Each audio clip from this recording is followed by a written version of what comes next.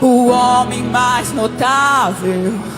Ele ama a justiça, odeia iniquidade. O descendente de Davi, o homem mais notável. Ele ama a justiça, odeia iniquidade. O descendente de Davi, o homem mais notável.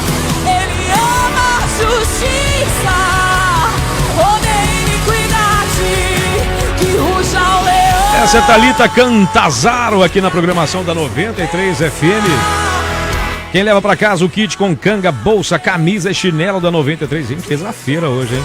É a Luzia de Duque de Caxias. Atenção, Luzia de Duque de Caxias, você é a ganhadora aqui do nosso kit com canga, bolsa, camisa e chinelo da 93. Final do celular dela é 4533. Gente boa, tô indo embora, hein? Tô indo embora agora, mas eu volto. Eu volto amanhã às 8 da manhã no Café com Crente em dose dupla. Vem ele aí, J.R. Vargas no comando do Debate 93, campeão de audiência. Beijo carinhoso pra todo mundo. Fiquem com Deus e até amanhã, se Deus quiser. Tchauzinho! Você acabou de ouvir. É para mim, é pra vocês. É um Bom Dia 93. Espaço Missionário Harold de Oliveira, com Juliano Medeiros. Hoje vamos falar do projeto de adoção missionária da Junta de Missões Mundiais. 1.860 missionários em 79 países são sustentados por ofertas de participantes do PAN, que existe há mais de 30 anos. As ofertas aos missionários e projetos podem ser feitas pelos vários canais de atendimento. Com uma oferta mensal ou uma oferta única, pessoas, empresas, grupos e igrejas podem colaborar para a expansão do Evangelho em todo o mundo. É possível acompanhar o que tem sido desenvolvido nos campos por meio das notícias no site da instituição. Ore, saiba mais sobre esta obra de amor e oferte pelo site missõesmundiais.com.br/oferte. Todos nós temos uma missão. Ide, faça sua parte. 93. 11 horas em ponto na 93 FM. Ah, papai! Estamos chegando, minha gente. Estamos chegando para começar mais um Debate 93, fechando a manhã da 93 com chave de ouro. Com você com a gente aqui, sua participação maravilhosa. Conquistou meu coração. 93. Está entrando no ar. Debate 93.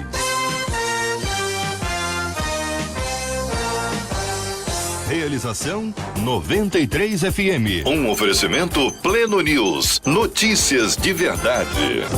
Apresentação J.R. Vargas. Alô, meu irmão. Alô, minha irmã. Aqui fala J.R. Vargas. Estamos de volta, minha gente, começando aqui mais uma super edição do nosso Debate 93 de hoje, nessa quarta-feira, 15 de março de 2023, amanhã, 16 de março.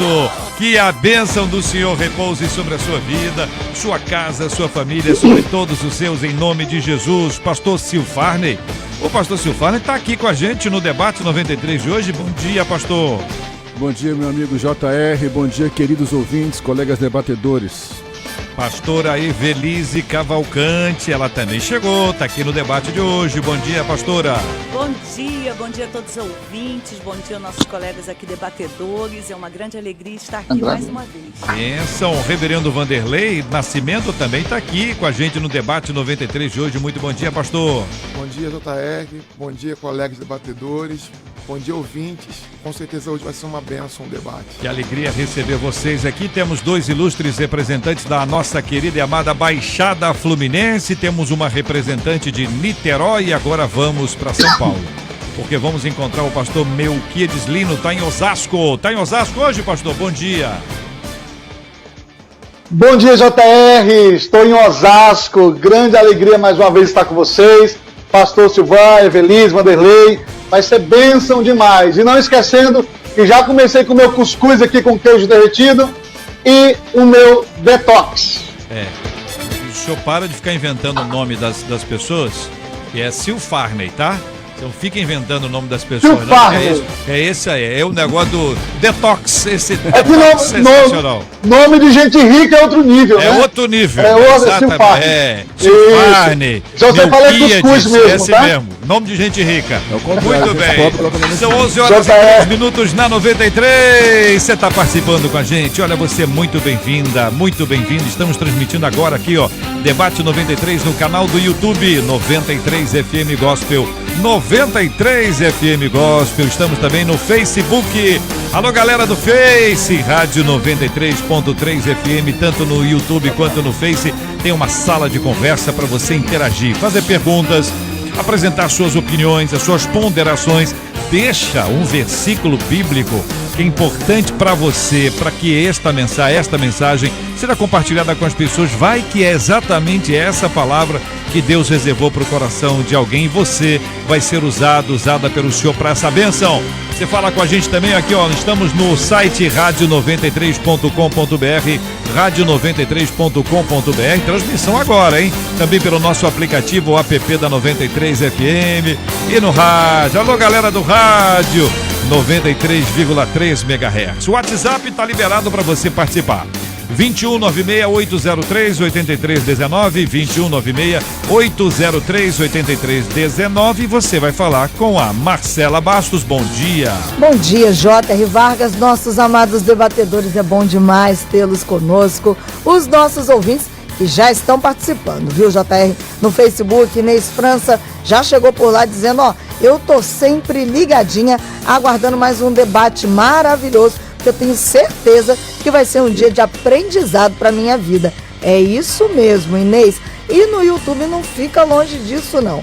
Por lá, a Audiceia Camargo já disse, ó, eu tô preparadíssima, aguardando o maior debate que vai ao ar nessa hora em todo o Brasil. E ela disse, e é claro, é o da 93 FM. Que isso, Audiceia? Arrebentou. Então, por aqui, o WhatsApp aberto e vamos embora para mais um Debate 93. Marcela Bastos, que dia que nós vamos entregar a cesta de livros? Que dia que está marcado? Vamos explicar isso para o nosso ouvinte, porque exige 4 agendas aqui. Isso. 4 agendas. Primeiro, a agenda do ganhador.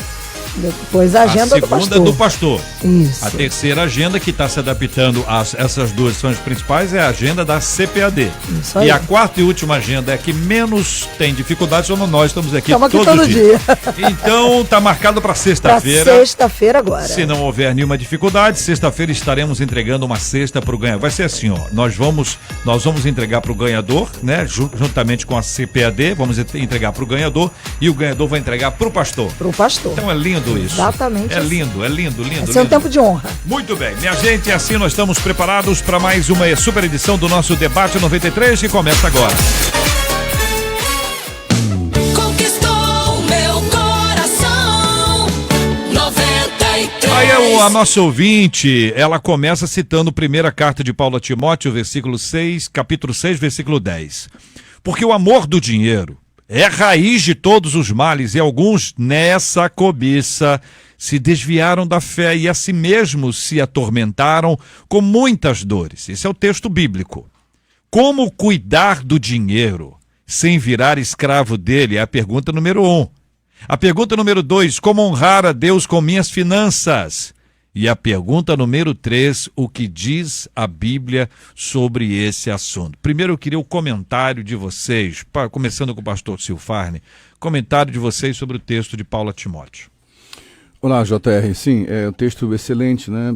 Texto que muitas vezes, inclusive, foi de forma equivocada, interpretada, quando alguns antigos diziam o dinheiro é a raiz de todos os males. Não é isso que a Bíblia diz, está claro aqui, mas o amor ao dinheiro, o apego ao dinheiro, a prisão ao dinheiro é a raiz de todos os males. Sim, dinheiro é necessário, vivemos em um mundo capitalista que sobrevive com dinheiro, qualquer negociação, porém, quando amamos o dinheiro, significa que o nosso coração está devotado a ele. E aí o mal nasce daí. Muitos males nascem realmente do amor ao dinheiro, a ganância, a ambição, o egoísmo, a maldade, vem por amor ao dinheiro. Pastor Melquides Lino, também a sua primeira observação, comentário sobre o texto bíblico. Bom, JR, o que nós vemos, como o pastor acabou de falar, que muitas pessoas remetem só ao amor, ao dinheiro, né? Diretamente.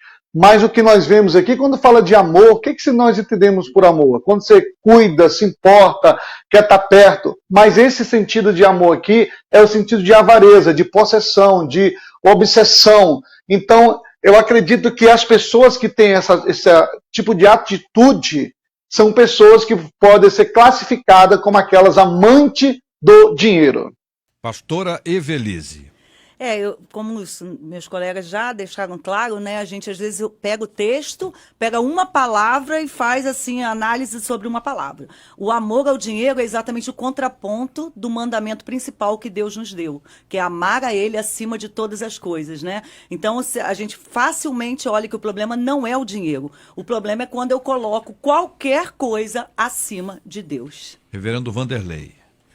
E quando nós colocamos o dinheiro acima de Deus, o dinheiro se torna um objeto último na nossa vida, central na nossa vida, e nós nos tornamos idólatras, porque substituímos a Deus pelo dinheiro. O dinheiro toma conta de nós, toma conta do nosso coração, e automaticamente tomando conta do nosso coração, a nossa atitude, nossas decisões, os nossos sentimentos serão completamente controlados por esse amor ao dinheiro. Então, por isso que a gente precisa ter muito cuidado para que o amor ao dinheiro não se torne um ídolo para nós. Aí, nesse ponto, pastor, eu começo ouvindo o senhor, como cuidar do dinheiro sem virar escravo dele? A gente precisa saber equilibrar a vida de forma que as coisas sejam colocadas no seu devido lugar. Por exemplo, quando a gente fala de não amar o dinheiro, não significa dizer que ele não tem uma importância, de que ele não deva ser buscado, que a gente deva viver uma vida de simplicidade tamanha que você abandona completamente a preocupação com o dinheiro, com o crescimento e a prosperidade financeira. Isso não é isso que propõe o texto bíblico. O texto bíblico propõe o seguinte: há um lugar para o dinheiro na nossa vida. Ele deve ocupar apenas esse lugar. Esse lugar é secundário. Ele não está acima de Deus, ele não está acima da família, ele não está acima do nosso bem-estar pessoal.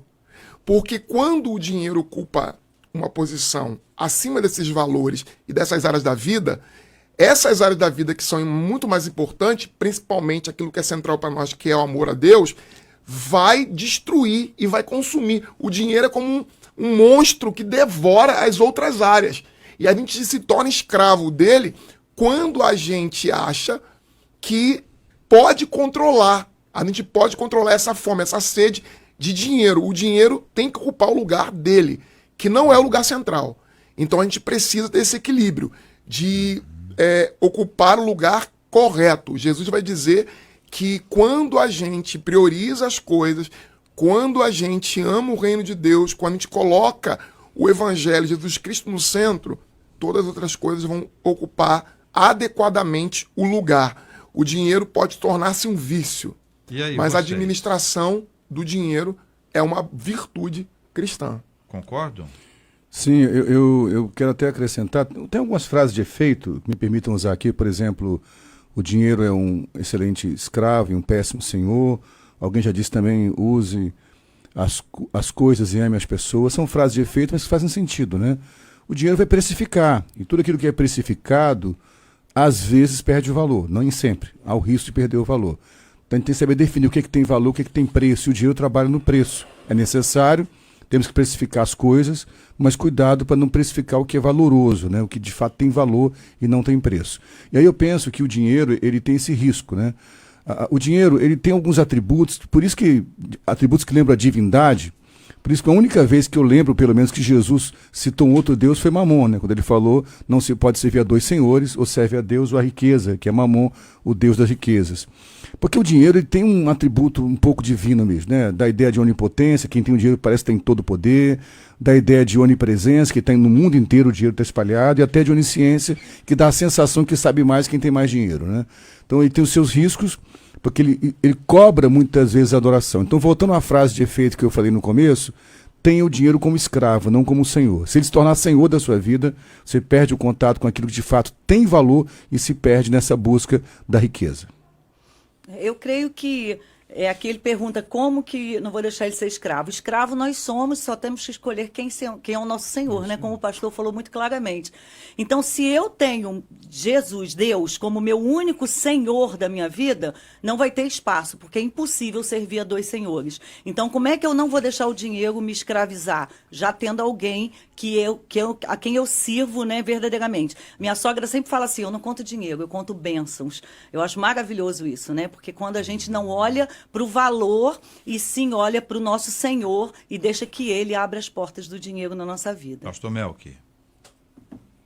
Às vezes, JR, as pessoas pensam que quando o dinheiro se torna senhor é pelo acúmulo excessivo do dinheiro e fica com aquele cuidado todo. Mas, diante do que a pastora falou também, tem muitas pessoas que fazem do dinheiro seu senhor quando ela quer adquirir simplesmente para ter esse uso, vou dizer assim, desenfreado no sentido de, por exemplo, uma pessoa quando eu quero ganhar muito dinheiro porque eu quero passear direto, quero viajar direto. Então, quando ela faz a causa do dinheiro, né, o seu maior motivo, e para isso ela trabalha excessivamente ou quer ganhar dinheiro numa tal obsessão, isso também pode ser considerado uma forma de tê-lo como Senhor. Porque lá em Deuteronômio, capítulo 8 e 18, a Bíblia vai recomendar que Deus nos dá força para adquirir riqueza. O problema não está em adquirir riqueza, mas como o pastor falou há pouco, é a questão como administrar essas riquezas. Agora, quando a pessoa coloca toda a consequência do dinheiro, muito mais importante do que viver com as pessoas em comunhão, amar a família, amar um ao outro, aí sim já é o início de tê-lo como Senhor. Muito bem. Então, nós estamos respondendo aqui inicialmente a pergunta como cuidar do dinheiro sem virar escravo dele. O dinheiro ele é traiçoeiro, né? O dinheiro, a pessoa quando gosta, ela ama.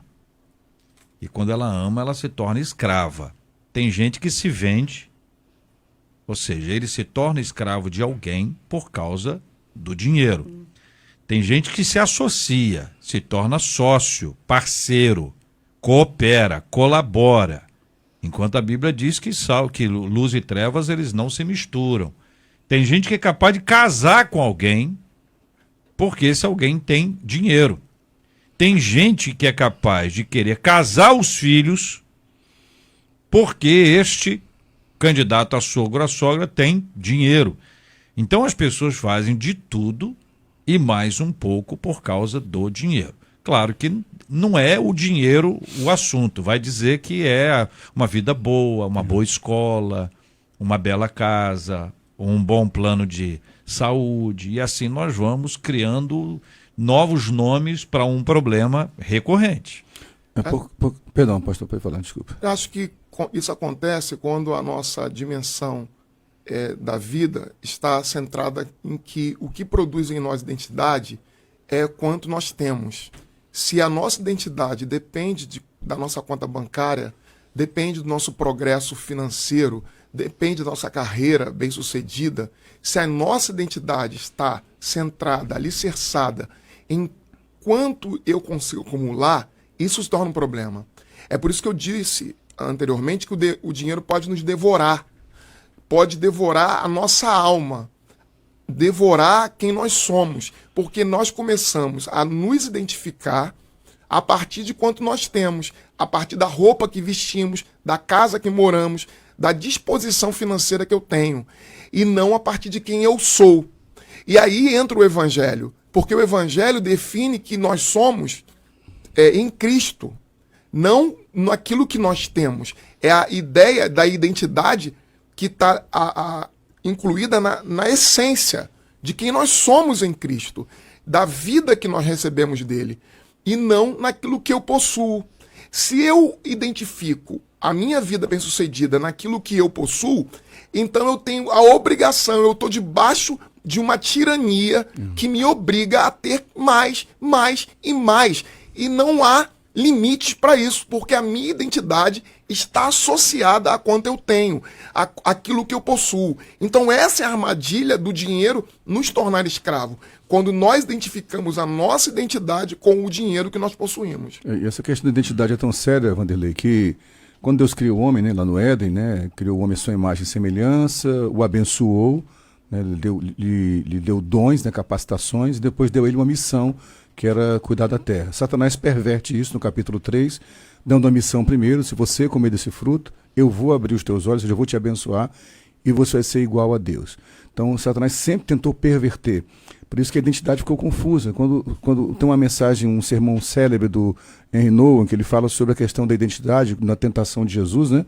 Onde Satanás tenta que Jesus, primeiramente, transforme pedras em pães, depois se joga do pináculo, depois o adora para ter os bens. Então ele fala que nem o que eu faço, nem o que eu tenho, nem o que os outros dizem que eu sou, define quem eu sou, na verdade, a não ser o próprio Deus. E aí tem um problema, para fechar essa questão da identidade ligada ao dinheiro. Hoje é uma expressão dessas expressões aportuguesadas no inglês, que é a network, né? Quer dizer, a minha rede de trabalho, né? Então hoje as relações estão muito network.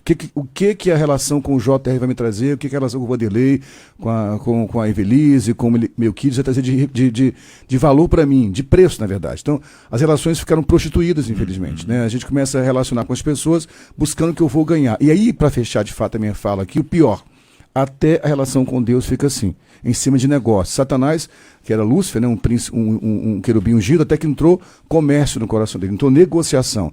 Tudo passou a ser em torno de uma negociação. Então, se há um network às avessas, seria quem eu posso aproximar, que não tem nada para me dar, para que eu possa entregar algo para ele. Que já entrando no ponto final aqui, é a generosidade que combate exatamente esse amor ao dinheiro. Ô Marcela, os nossos ouvintes estão conversando, né? Eu até li aqui uma mensagem, achei muito interessante, um ouvinte dizendo que o meu dinheiro não dá nem tempo de ser escrava dele, que o dinheiro acaba rapidinho. Acho que boa parte de nós aqui vivemos essa realidade.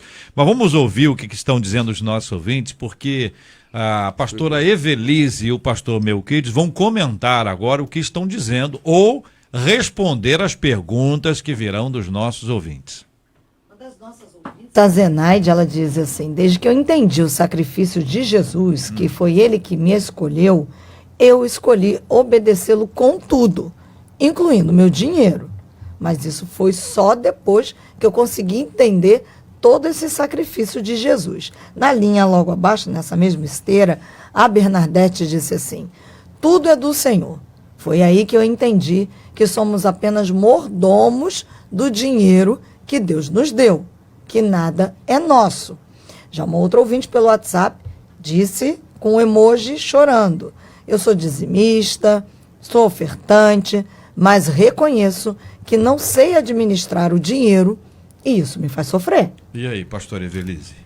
Me veio assim ocorrer trocar um pouquinho. Às vezes algumas pessoas estão ouvindo e pensando assim, como aquela ouvinte que o JR comentou: mas meu dinheiro não dá nem tempo de eu ser escravo. A falta de dinheiro não quer dizer que você não tem amor ao dinheiro, né? Porque aí a falta do dinheiro vai me paralisar. Então essa ouvinte mesmo que fala que não consegue administrar o dinheiro, de repente ela vai visando tanto isso, a vida dela, nessa falta do dinheiro, e pensar: poxa, mas meu irmão tem, meu primo tem, meu pastor tem, meu tio tem. E aí ela pensa que ela não pode fazer nada, ela pensa que ela não pode ocupar uma posição. Então também a falta do dinheiro, mesmo que você esteja vivendo a falta do dinheiro, tem que ficar muito ligado se também o foco é esse dinheiro que está faltando. E aí, pastor Melquides? Então, essa pressão que, como a pastora falou, de familiares, da sociedade, e as pessoas se deixam levar por essa pressão de querer ser alguém, como foi falado pelo pastor inicialmente, de ter para poder ser, né? Então tem muita gente que cede às pressões para poder dizer: não, eu sou alguém na sociedade, eu sou alguém no ministério, eu sou alguém na igreja, diante do que eu tenho, do que eu posso adquirir. E por causa disso, acaba tendo essa obsessão. Aí está o problema, que é isso que Paulo recomenda a Timóteo, para ter o cuidado com os falsos profetas, com as pessoas que começaram no caminho certo, mas por causa do amor ao dinheiro, que seria a avareza, né? Essa excessividade de querer ter, acabaram que vieram, vou dizer assim, corromper a ideia do que Paulo estava ensinando a Timóteo, e Paulo estava dizendo, olha, cuidado, fuja disso. Paulo recomenda para não ter esse tipo de amizade com tais pessoas. Às vezes, por influência de uma outra, a pessoa vê, olha, outra é bem sucedida, isso e aquilo, eu também quero ser assim. E sem contar, JR, que nós estamos vivendo um momento de muito coach, não nada a ver com os coach, quase não sai, né? Mas que orienta as pessoas de ter. E aqueles que não têm estrutura, acham que ter é o importante. Agora, ter com responsabilidade, com administração, pedindo isso a Deus, porque a ambição, a avareza, a soberba e a vaidade é o quarteto proveniente do amor ao dinheiro. E isso nós precisamos ter bastante cuidado. Marcelo. É nesse ter com sabedoria que uma das nossas ouvintes pelo WhatsApp pergunta a vocês. Vocês não acham também que é preciso encontrar um equilíbrio entre o amor ao dinheiro e aquele desapego total? E aí ela coloca entre parênteses o que na visão dela é o desapego total. O descontrole dos ganhos, não ter ambição para crescer, diz ela, e acabar deixando a família passar um nervoso com riscos de cortes de luz, credores incomodando. Aí diz ela, sei que é preciso, ela coloca devolver com letras garrafais, o dízimo em primeiro lugar. Mas é preciso pedir sabedoria a Deus para o uso do dinheiro com a família. E o que eu vejo, diz ela, é uma falta de equilíbrio. Agora, a gente precisa, assim, para a gente não entrar imediatamente na questão do dízimo, para a gente poder pensar isso dentro do contexto exato, mas o que o ouvinte está descrevendo aqui, gente, não é uma pessoa desorganizada ou descontrolada?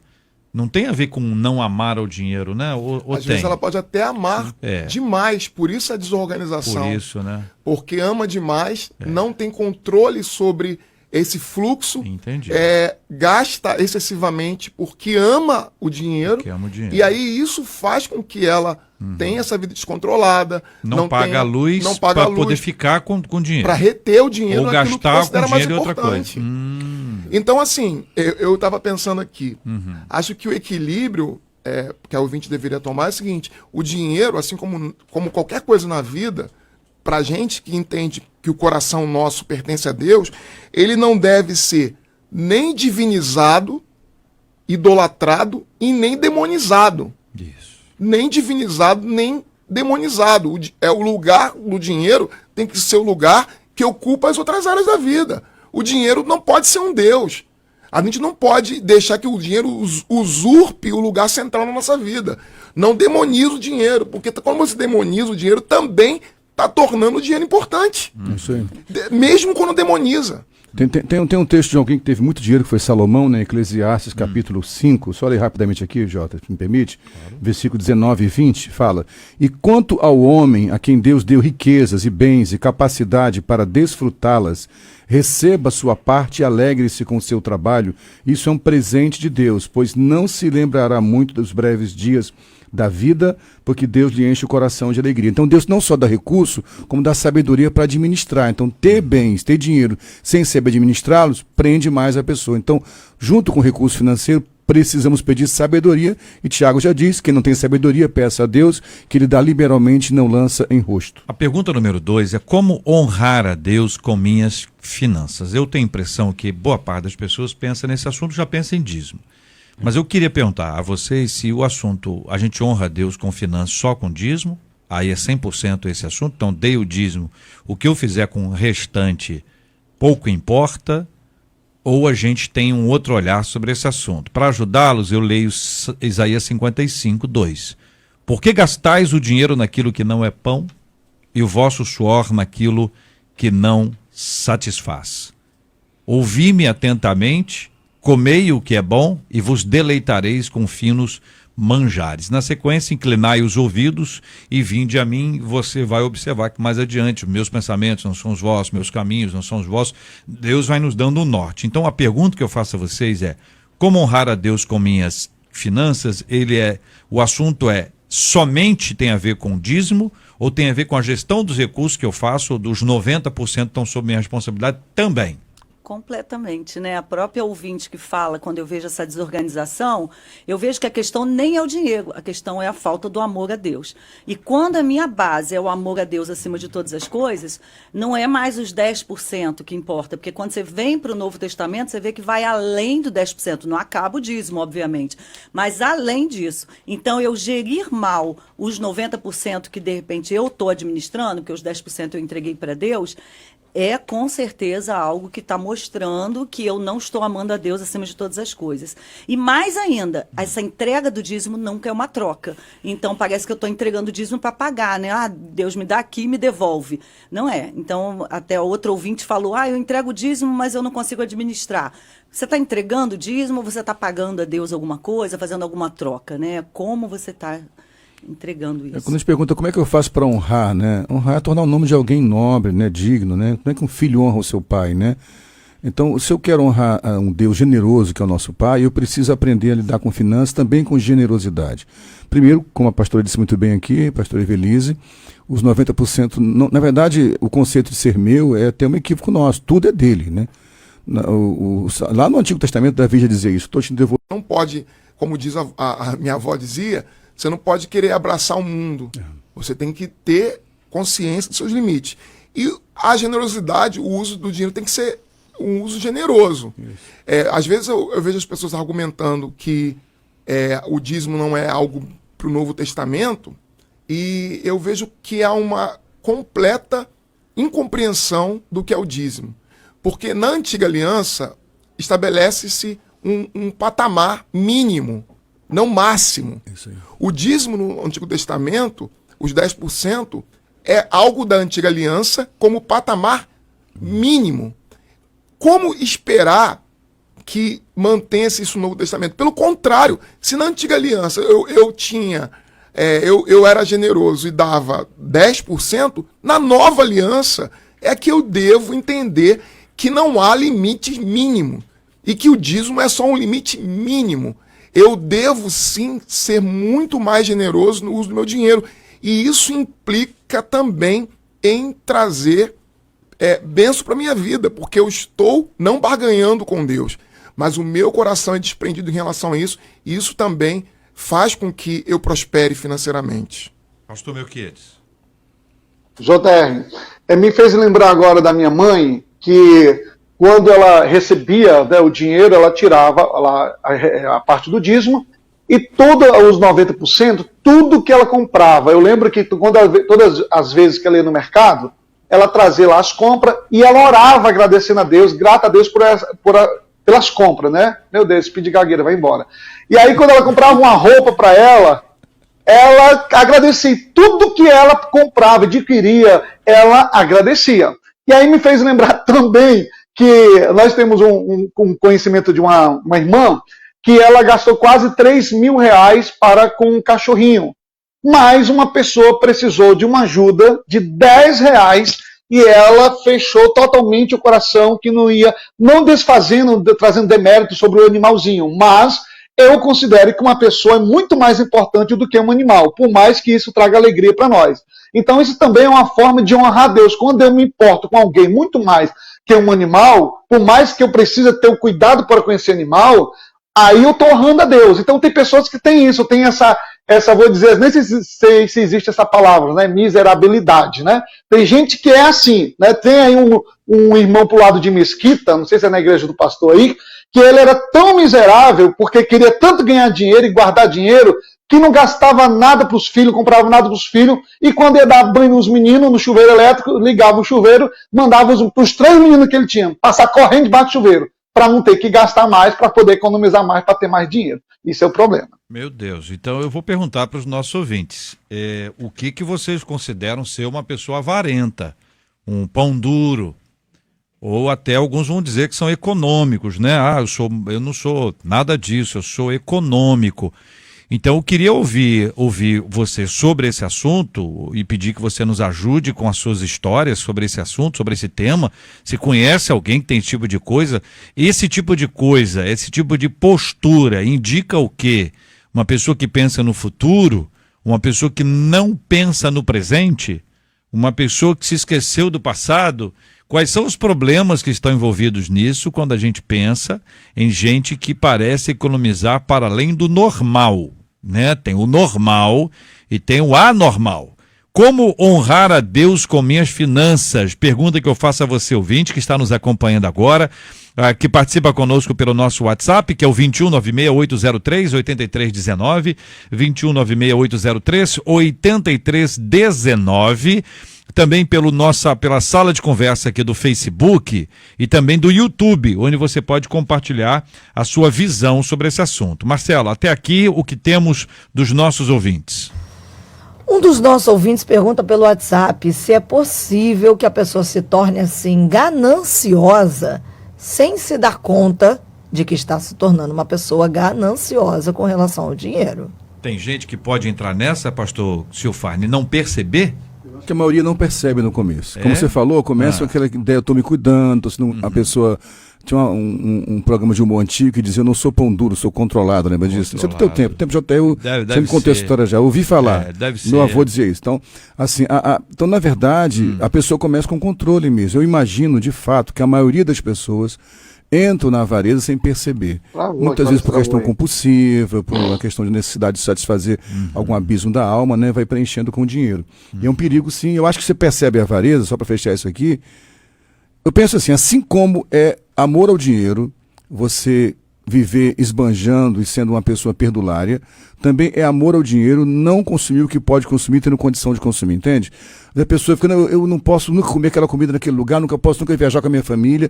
Eu conheço pessoas, Jota, que ganham muito bem e nunca tiraram férias, porque pensam, não posso gastar meu dinheiro. Aí também é uma forma de ser perdulário, aliás, de ser avarento e preso ao dinheiro. Marcela. E eu trago uma ouvinte que abriu o coração, está sofrendo, ela diz assim, o meu marido é escravo do dinheiro. Agora, ele está deixando, inclusive, de pagar a luz e a água, só que, junto com a questão do dinheiro, para beber. E para mostrar aos colegas que ele tem dinheiro, bebendo. Aí ela diz, isso me machuca demais, fora todas as outras questões que isso traz. Não é só isso, né, pastor Evelise? Eu acho que ele já não é escravo do dinheiro, né? Ele é escravo da bebida, né? E aí tá usando o dinheiro dele para isso, né? A questão acho que é até mais bem complicada no sentido de que realmente é muito mais complexo, porque não é a falta do dinheiro, é a questão de que ele está o vício da bebida, né? E achar que ali é o Deus dele, então ele tem que servir o Deus dele com o dinheiro e com tudo, né? Que ele tem. É mostrar também para os amigos, né? Não tem isso, pastores? É a ideia de poder. É a ideia de poder. Porque o dinheiro é um dos elementos que mais produz essa fantasia, essa ficção, essa vida de ficção. O dinheiro consegue insuflar o ego das pessoas de tal forma que elas demonstram poder. Como é que alguém pode demonstrar poder por conta do dinheiro? A roupa que veste, o carro que ostenta, a casa que tem, o restaurante que ele come. Tudo isso são formas que as pessoas se utilizam para qualificar-se, para dizer para as pessoas que têm poder, que dispõem de poder. Então, o dinheiro está atrelado a essa ambição, esse desejo de poder. E quando a gente volta ali, o pastor já falou aqui, o que Lúcifer fez Lúcifer cair? Essa ideia de poder, de ter as coisas. As tentações às quais Jesus foi submetido foram tentações de poder, a tentação material, de ter o pão, a tentação religiosa, de se jogar do templo e os anjos o amparar. E por último, a pior tentação é de poder, de reino, de força, de influência. Então, o dinheiro possibilita isso. Então, cuidado com isso. Não seja escravo de nada. Aí você chega no terceiro ponto aqui, que é o que diz a Bíblia sobre esse assunto. Vocês já mencionaram alguns textos. Eu vou pedir que vocês, se quiserem repeti-los, fiquem à vontade, que é a hora que a gente traz o que a Bíblia fala sobre esse assunto. Então, fiquem à vontade. A Bíblia é repleta de textos bíblicos, né? Já estamos aqui que não pode se ver dois senhores, a Deus e a Mamon. Eu amo Lucas 6,38, que fala que aquele que dá, né, receberá de volta de forma abundante. E a Bíblia o tempo inteiro fala de generosidade. O texto mais citado, quando Paulo fala, aquele que semeia com fartura em abundância também ceifará, fala desse ciclo vital da semeadura e colheita. Dinheiro é para ser usado para abençoar a vida das pessoas, nunca se permitir ser usado por ele. Se ele passar a te usar, você se perdeu. Aqui, como o tema é amor ao dinheiro, quem ama o dinheiro jamais terá o suficiente. Quem ama as riquezas jamais ficará satisfeito com seus rendimentos. Isso também não faz sentido, Eclesiastes, né? Salomão está dizendo.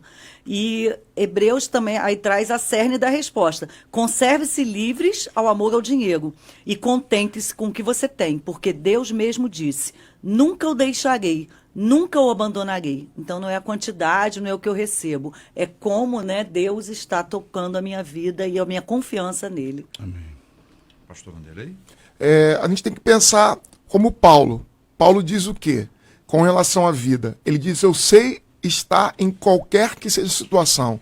Seja de abundância, seja de fartura, ou seja de pobreza, de falta, de escassez. Por quê? Porque Paulo identificou que a sua identidade não está relacionada à sua posição social. Aquilo que lhe controla e define quem ele é, não é quanto ele possui. Quando nós definimos a nossa identidade a partir disso, nós somos possuídos pelo dinheiro, nos tornamos escravo do dinheiro, ele se tornou a sede da nossa vida, ele encontrou o primeiro lugar, como Jesus adverte com relação aos textos, porque a gente está citando os textos aqui, eu achei que nós citaríamos de cara esse, mas não citamos, e é bom lembrar que buscai em primeiro lugar o reino de Deus e a sua justiça, e as demais coisas vos serão acrescentadas. As demais, o dinheiro está nas demais, junto com um monte de coisa. Ele não pode ter um lugar especial. Quando o judeu ele recebia algo da parte de Deus, ele orava dizendo, bendito seja Deus pela uva que me dá o vinho. Cada coisa que ele possuía, ele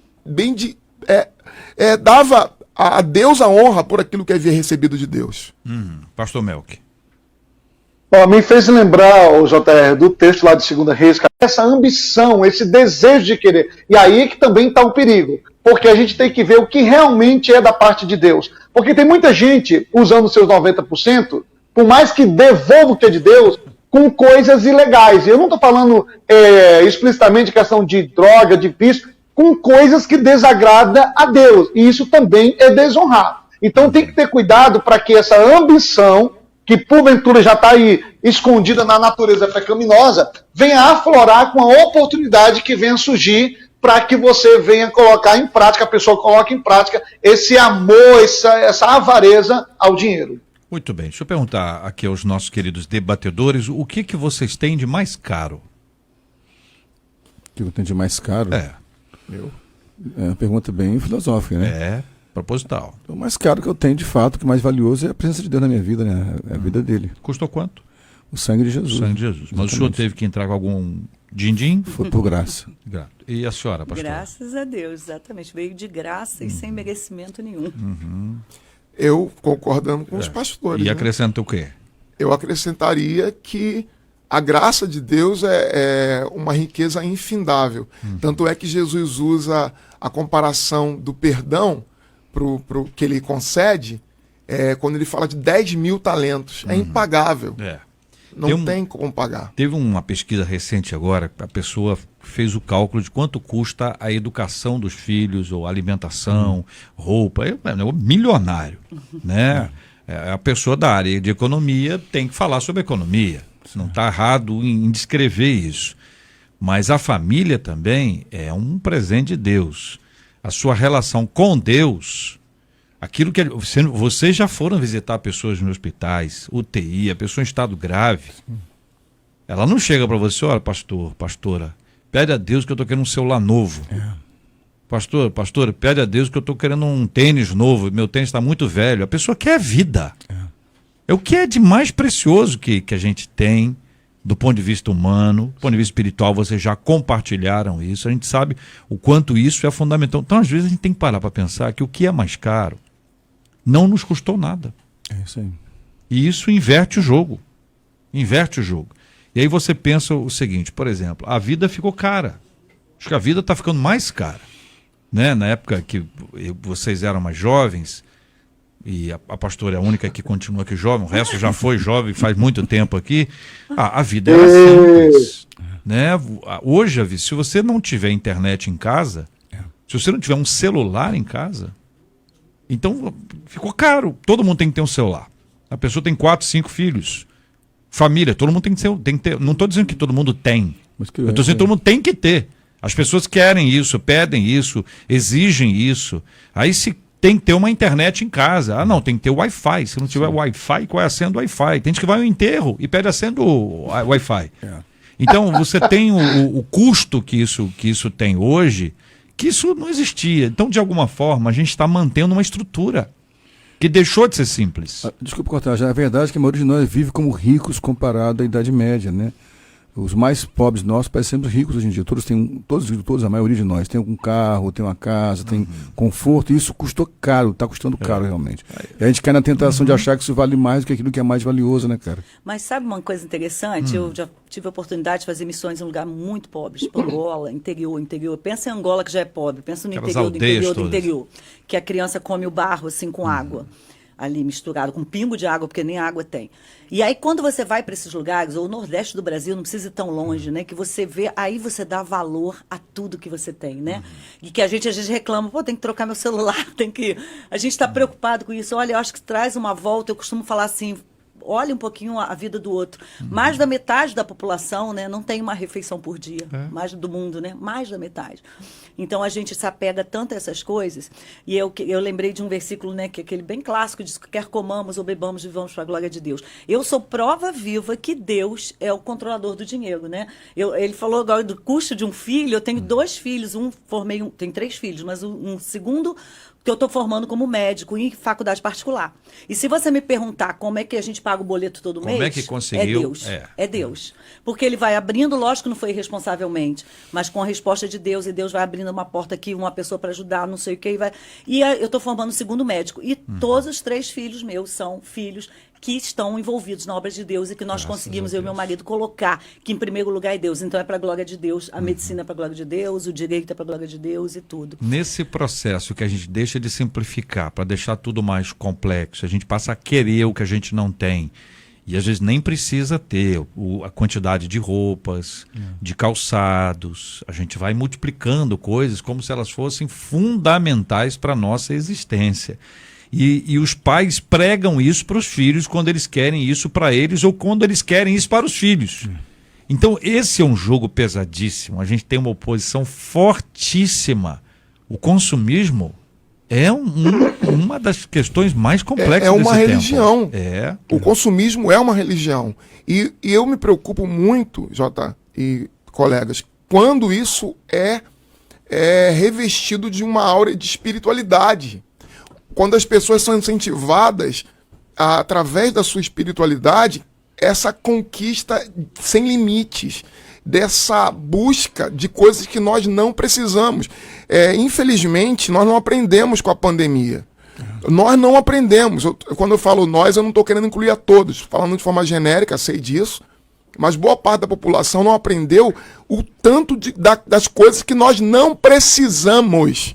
Nós não precisamos. Nós ficamos durante meses, a maioria de nós, trancafiado dentro de uma casa, sem ter acesso àquilo que nós consideramos hoje tão importante, tão fundamental para existir, para viver. Nós não precisamos de um monte de bobagens. Nós não precisamos da internet, sei lá quantos megas. Nós precisamos de coisas muito menos sofisticadas e complexas para ter felicidade. Como o Jota colocou. Quando a pessoa está numa posição de leito, quando ela está numa posição de vulnerabilidade, ela então percebe que correu atrás de vento. É o que Salomão vai dizer em Provérbios, em Eclesiastes, que as pessoas passam a vida toda correndo atrás de vento, correr atrás de dinheiro como se fosse a única causa da felicidade, é correr atrás de vento. É aquele indivíduo que fica sempre pensando, se eu tivesse um emprego eu seria feliz. No tal empresa. Se eu tivesse tal sempre bem, o outro. Sempre. Se a pessoa tá no emprego hoje, mas se tivesse no outro, não valoriza, não cresce nesse, porque desprezou. Porque no momento que você diz que você estaria feliz se estivesse no outro, você já desprezou esse. Exato. E se você desprezar esse, você não rende. não produz, não gera resultado. Sem resultado, você pode ficar sem aquele e sem este. E não desfruta o processo, né? olha A gente que encrenca. sempre quer alguma coisa, tem que desfrutar o processo agora, né? Eu fico lembrando, contar um caso rapidamente, quando eu comecei a trabalhar, o primeiro emprego que eu tive, eu trabalhava lavando panelas. Lavava panelas. Mas para mim, que vinha de uma realidade de pobreza profunda, lavar aquelas panelas, ter aquele emprego era tão importante para mim, que eu lavava as panelas e eu fazia disso algo, sabe, algo que eu areava. As minhas panelas eram as mais bem lavadas da equipe, porque eu via naquilo uma oportunidade ímpar que eu tinha de ganhar meu dinheiro. Era uma graça. Então, acho que nas pequenas coisas a gente precisa encontrar sentido para isso. Pastor Melqui. Bom, diante da fala também do pastor fazendeiro, o que me fez lembrar é o seguinte: diante dessa teologia positivista, o que a gente vê é que as pessoas usam alguns textos como, não, eu tenho que comer o melhor dessa terra, e em cima disso fica um consumismo para poder ter uma certa aparência. Eu digo porque eu tive numa reunião de liderança, de pastores e tal, e um dos líderes chegou para mim, olhou para o meu celular: rapaz, você que coordena um grupo de pastores na cidade inteira, você precisa ter um iPhone, sei das quantas, porque como é que as pessoas vão te olhar? E eu falei: rapaz, eu quero que o meu celular atenda, faça ligação e ligue no stream aí da 93 FM para o debate, né? Então tem gente que está preocupado com isso. Não, porque nós temos que viver o melhor, Deus deu o melhor. Lógico que Deus deu o melhor. Mas me fez lembrar lá de 2 Pedro, capítulo 1, versículo 3 em diante, que vai falar que tudo Deus nos deu. Fala do contentamento. Paulo também, nesse texto que nós estamos explorando aqui, de 1 Timóteo capítulo 6, também vai falar desse contentamento. Então as pessoas, elas estão... Isso dentro do cristianismo, da igreja cristã, do evangeliquez. Muita gente preocupada de querer ser próspera e faz involuntária ou diretamente do dinheiro o seu senhor. Quando eu quero adquirir, por mais que eu tenha, que você tenha condição, mas a minha pretensão de ter algo melhor não é para mostrar para o outro que eu sou porque eu tenho. E isso é um problema. Então isso tem que ser revisto por todos nós. O que eu fico impressionado é que a gente às vezes erra, mas assim, boa parte das vezes a gente sabe que a pessoa se aproxima com outra intenção que não a dita. Pode ser segunda, terceira, quinta, mas imaginamos que Deus não sabe. Então, a gente, né, tem uma relação com Deus como se Deus fosse bonzinho. Deus, como é que é Deus? Bonzinho, entendeu? Bonzinho. Tudo quem fala aceita, ele precisa. E é uma relação que é antibíblica. Surgiu essa teologia liberal, né, muito querendo ser palatável às vezes, colocou Deus como muito fraco, né, cara? Na impressão de um Deus ali carente emocionalmente, que aceita tudo para ter adoração, né? Nosso Deus, ele é amor, mas é fogo consumidor, então a relação com ele tem que ser de verdade, né? Então todo esse negócio de relacionamentos por interesse, nos levar a buscar um Deus também por interesse. E aí, às vezes, a teologia que está sendo pregada, infelizmente, está alimentando mais egoísmo ainda. Isso. E egoísmo leva à avareza e ao amor ao dinheiro, né? Marcela. JR, eu sei que a gente já está na hora avançada, mas dentro daquele processo que a gente entende que o Espírito Santo conduz as coisas, eu quero trazer para você, conduzir alguém a dar uma palavra, porque não foram apenas 2 ouvintes. Alguns dos nossos ouvintes mandaram um WhatsApp para a gente dizendo assim: bom, eu até gostaria estar desequilibrado nas finanças, dizendo que tenho dinheiro. Só que neste momento estou passando por um tempo de privação, de falta e de desemprego. Alguns dos nossos ouvintes compartilharam isso com a gente, JR. Então, meu amado, amados que estão nos ouvindo agora, jamais aqui entenda a nossa fala do cuidado com o dinheiro como um descaso àqueles que sofrem. Se ouvisse a história de cada um, ouvimos um pouco a pastora Iverice falando da missão, o pastor Vanderlei falando do seu começo. Se fosse contar minha história aqui, teria muita dificuldade para te contar também, de tempos muito difíceis de privação. Mas creia numa coisa: o Senhor é contigo em toda e qualquer situação, e encontre na igreja, a família de Deus, o lugar do acolhimento e do apoio que é real, existe. Se é uma igreja de verdade, haverá acolhimento e apoio, mas as privações fazem parte do nosso crescimento. Finalmente, Deus não tem pena dos seus filhos. Ele vai educá-los no que for preciso. Uma de nossas queridas ouvintes diz o seguinte, gente, olha, eu tenho uma amiga que casou, não tem muito tempo não. E agora ela e o marido saíram do trabalho para se dedicarem ao reino de Deus. Quando a questionei, ela disse, Deus proverá todas as coisas, afinal estou na direção dele.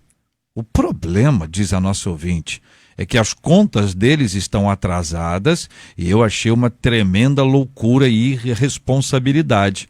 Por outro lado, eu me questiono, se não sou eu que sou incapaz de me renunciar por amor ao Senhor, como saber o que é direção de Deus e o que é uma escolha própria na hora de renunciar a alguma coisa? Qual o tipo de renúncia que agrada a Deus? A renúncia é a mesma para todos ou ela varia de pessoa para pessoa? Como descobrir se sou capaz de renunciar a alguma coisa preciosa por amor a Deus? Esses e outros assuntos estarão amanhã, se Deus quiser, a partir das 11 horas da manhã, em mais uma super edição do nosso Debate 93. Pastor Silfarney, da Comunidade Evangélica de Mesquita, muito obrigado, meu irmão. Obrigado, JR, obrigado, que prazer estar aqui mais uma vez, ao carinho da Marcela, a toda a equipe que trabalha aí com o suporte do debate. Um abraço a todos os ouvintes, em especial a minha querida esposa Patrícia, me ouvindo agora também a Neide lá em casa, e a Comunidade Evangélica de Mesquita. Pastora Evelise Cavalcante, da Primeira Igreja Batista do Ingá.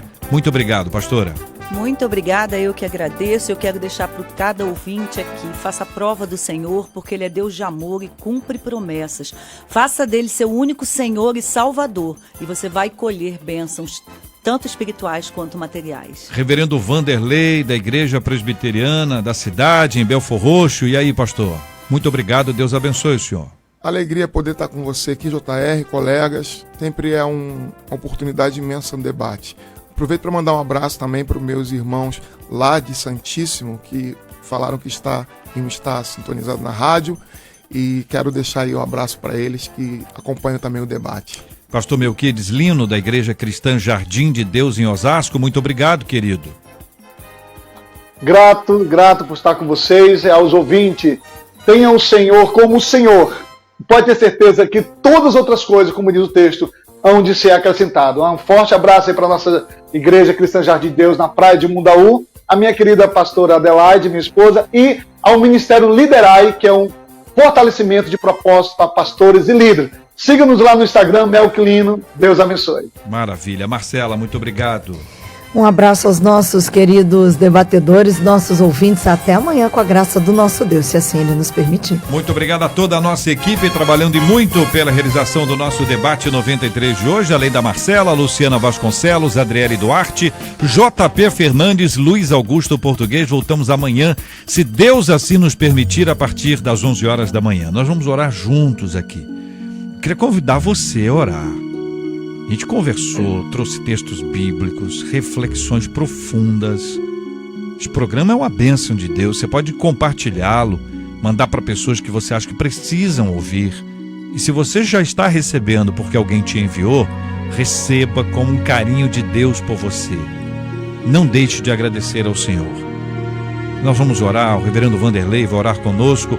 Nós vamos orar também, pastor, pela cura dos enfermos, consolo aos corações enlutados e também pelo programa de amanhã. Senhor Deus bendito, Deus de graça e de misericórdia, nós confiamos na provisão e no cuidado do Senhor. Pedimos-te, Pai, que essas pessoas que encontram-se em situação de limitação financeira, que estão passando, ó Deus, por dificuldades, como foram aqui colocadas, que o Senhor as sustente, que o Senhor as conduza a saírem desse tempo difícil. Pai, no nome de Jesus, que os recursos e as portas sejam abertas, a fim de que elas sejam abençoadas. Pai, nós oramos por aqueles que estão enfermos, por aqueles que estão nos hospitais ouvindo o debate, por aqueles que necessitam de cura e que clamam agora juntamente conosco por isso. Pai, aqueles que estão enlutados, necessitam da graça do Senhor para serem confortados. Conforta o Senhor, abençoe-nos, ó Pai. Que amanhã, Deus, nós tenhamos um debate abençoador para vidas que aqui irão ouvir. Ajuda o Senhor aqueles que aqui estarão e aqueles que receberão desse debate. Abençoa cada um de nós, em nome de Jesus. Amém. Que Deus te abençoe. Você acabou de ouvir Debate 93.